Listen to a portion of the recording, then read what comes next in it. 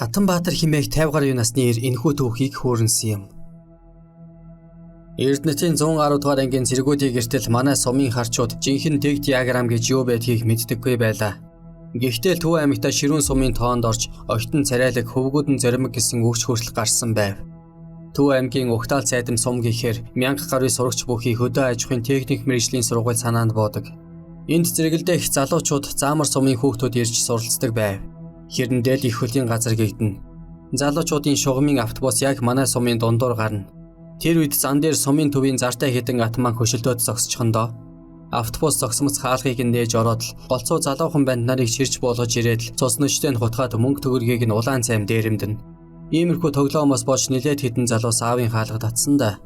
Иймээс Угтаал залуучуудынхан хоорондоо нэгнийгээ үзэхгүй. Хажуугаар нь Темсийн хүүхдүүдийг 10 жилийн дотор байрны өөр сумын хүүхдүүдийн амар заяа үзүүлэхгүй. Ийм л догшин газар байлаа.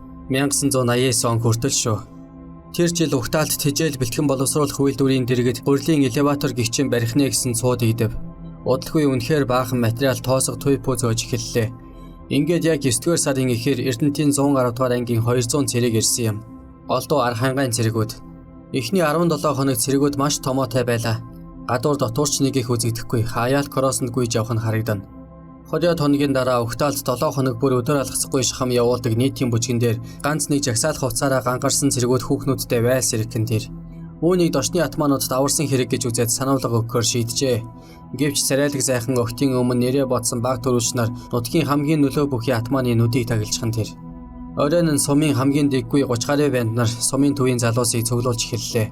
Ингээд төмөр турба урт модон боройхойгоор зэвсгэлсэн 80 гаруй залуус даварсан гожруудыг залхаана гисээр цэргийн хуаран зөвлөлээ. Шөнийн 2 цаг болж байсан учраас Нямаал нь ширээгээд ирлэн шүлсээ гож болон унтаж байв. Тэгтэл гинэт питпад хийх чимээ гараад шууд бөөнхөн орж ирмэгц унтаж байсан цэргүүд самгарцнаа нь мэдээж. Ардуу түүдэн дээр нилээд хэдийгээ зогсоосон тул гарахаар үгүй байлаа. Энд тэндгүй нүцгэн биеийн дээр тас хийх дуу ахаа болиа аллаа авраач гэсэн үе мэн шүгэн дондор нэгэн сэргэлэн цэрэг сонхоор гулган бууж офицеруудынхаа гэрлүүг үйжээ. Гэвч офицерууд нь ирээдч байдал өөрчлөгдсөнгүй. Тэд шалт эмээл ардуудын энд тэнд гарan бөндөгнөж миний дүүнэр бол тэгж болдоггүй юм хэмээн аргадаж зогсов. Айгүй бол өөртөө ч давхар нүдүүлж мэдэх байсан тул хинч сөрхийг хүссэнгүй.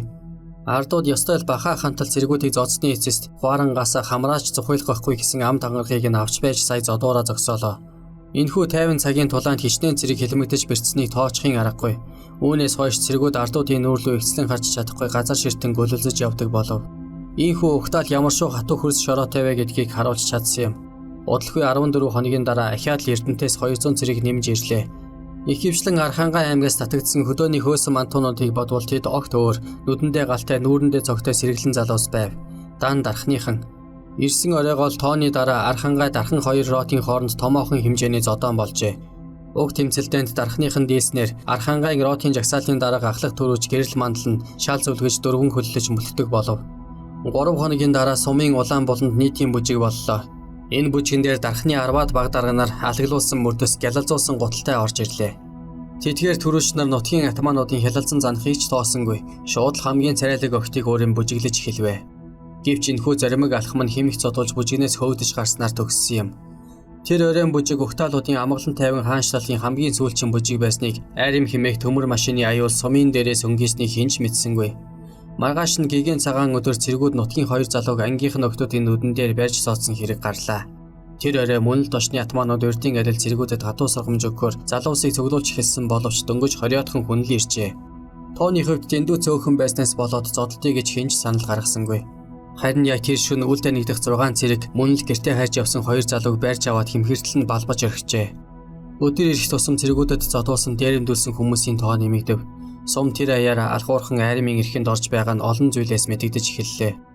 Ингэж байтал 10 дугаар сарын 18-ны тэмдэглэлт өдөр Угтаалын цэргүүд айрмаас халагдаж ирэхэн тэр бөөн маршлууд яргалсан хувцастай тэдгээр залуусыг хараад нутгийн банд нарын зовхон сэргэжээ. Яг тэр өрөө халагдсан цэрэг маргааш нь татагдах гэж буй цэргүүдэд зориулсан дайчин халаа нэртэй үдэшлэг болсон юм. Бүжгэн дээр ирсэн хал цэргүүд цөм согтуу байснаа мэдээж. Хэний охин өсөж хэний айрыг эсэж гэж яваа улс тийм байхаас ч яхав. Муусан Эрдэнэтийн гожрууд халагдсан ахнараа сайгаад бүжиг ирж үймэлэхгүй байлгүй гэж одон медаль гялалзуулсан дайчин ахнараа харж суухдаа бид бодож билээ. Гэтэл юу вэ? Яг бүжгийн дундуур 110 дугаар ангийн гялалцлал хувцалсан 5 баг дөрвөж орж ирээд нэг нь манай халагдсан ах нарын сүйт бүсгүй хүрээтэл бүжиглэж эхлэх нь тэр. Айрамд голдуу баг дарга жагсаалын дарга хийж яваад ирсэн хаал ах нарын уушиг зүрх нь амаараа гарчих төгснө нь ойлгомжтой. Тэр намар манай Угтаалын 30 гаруй залуус цэргээс салгадаж ирсэн юм. Маргааш нь цэрэгт татгдах гэж байгаа 100 орчим залуус байв. Ингээд л нутгийн хаал цэргүүд өнөө даварсан баг дарга нарыг дундаа хийгээд пойлдож эхэллээ.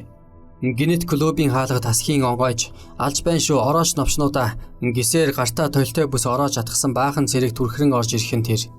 Тэд хөгшин залуу ялгаагүй замдаа таарсан бүхнийг шахууртан балбсаар бүжгийн зал руу орж явчихав. Нэг хэсэг хинэн 110 дугаар ангийнхан хинэн нутгийн хаал цэргүүд болох нь мэдгэдэхгүй хөл толгойгоо алдсан бөө ногоон хувцтай юм болчихов. Уг бүжгэн дээр тус цэргийн ангийн гол албан тушаалтнууд сумын удирдлага хэсгийн төлөөлөгч хүртэл байсан боловч ард цэргүүд хэнийг ч хүн гэж тоохгүй нүдэлдэж байв. Хэсэг хугацаанд гардан байлдааны талбар болсон клубээс цэргүүд төрөгдөн гадагш гарлаа. Гэвч энэ үед сумын улаан болон бүсэлсэн цэргүүдийн тоо улам л нэмэгцээр байсан юм. Гаднаас цонх хаг зөхин нисэн орж ирсэн чулуунд тарих толгоогоо хаг зөхиулсан эрийн ус хичнээн байсныг хэлэх аргагүй. Ийхүү бүжгэнд ирсэн нутгийн 200 орчим эрийн ус гарч чадалгүй бүтэн 3 цаг клуб дотор хашигдлаа. Яг гарах гэхээр л урдаас бөөн чулуу орж ирнэ. Эцэст нь клубын арт талын хаалгыг сэм онгойлгож түүгээр цөм цувран гарсан боловч бас л цэргүүдийн дайралтанд өртлөө. Харанхуйд хаанаас нисэж ирж яваа нь мэдгэдэхгүй бөөн чулуун донд харилцсан нүүлгэлцээр ардууд зогтож амжсан юм. Гэвч нэлээд олон залуус цэргүүдийн гарт орж хэмхэртлээ нүдүүлсэн байж билээ. Маргааш нууг зодооны жинхэнэ эзнийг 110 дугаар ангиас тодруулж чадсангүй. 400 гаруй цэргийн алийг нь гих билээ дээ. Үүнээс хойш манай сумын бардам атманууд айрмын атганд бүрэн орсон доо. Цэргүүд ардуудыг салин буух үеэр нь дагаж очиод л мөнгийг нь авчдаг байсан гэд бодчих. Сүүлдээ цэргийн тоо 1000 болж нэмэгдсэн. 5 жилийн дараа Эрдэнэтийн 110 дугаар анги манай сумыг бүр мөсөн орхин нөхөд олон эцэггүй хүүхэд хормын донтой баахан хүүхнүүд л үлдэж билээ.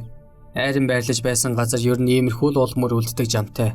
Цэргүүдийн барьж босгосон гурилын элеваторч хөрөнгө мөнгөний дутуугаас бүрэн ашиглалтанд орж чадаагүй хэмхэрсэн балгасал үлдсэн.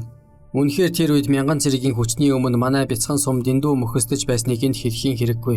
Айрам гэдэг нэг тогооноос хоол иддэг тул санаа нээлсэн улс байдаг. Ардууд бол тус тусдаа тогоотой учир яахан нэгдэж нийлж чадах билээ.